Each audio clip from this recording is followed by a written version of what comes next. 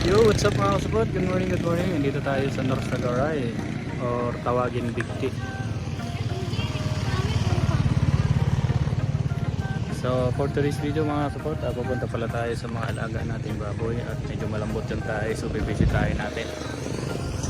Ang gamit natin ngayon ay si Kabady. So yan naman ang ginamit natin para ma-exercise naman yung tuhod at lagi na lang nakatambay dun sa gilid. Hey buddy! So nagpahinga lang ako ng konti dito mga kasapot. So halimaw pa rin sa takbo. Andun pa rin ang takbo talaga. So isang oras lang yung kaya po to 50. Yung mga dinadayong palituan dito mga kapatid, kaya Bigti. Ito yung tulay niya, mahaba yung tulay. Okay, so yun, nandito na tayo mga kapatid sa mga bulit natin. Hey. Medyo malambot talaga yung tayo nila.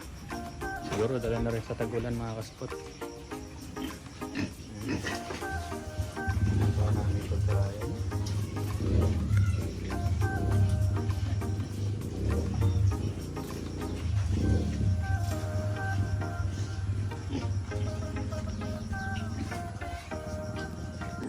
Yan, install natin yung nabili kong pressure water. So binili ko siya sa TikTok. Maganda daw to, tsaka matibay. So tinimbang ko siya 7 kilos ang bigat. So i-install ko lang. Selfie! Yan yung way dito ba? Yung way dito mga kapatid.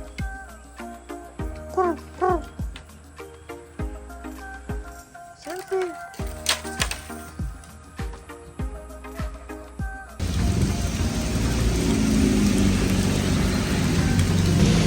Pauwi na tayo mga kasabot, inabot tayo ng ulan, so silong muna tayo. So okay naman yung mga baboy, so matigas na yung tae nila, kaya okay na yung ko.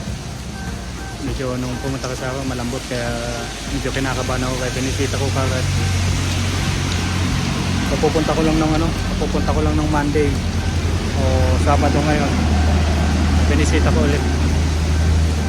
Every 2 weeks kasi ako napunta, kaya eh ngayon medyo kinakabahan ako doon sa tayo, kaya bumalik ako agad.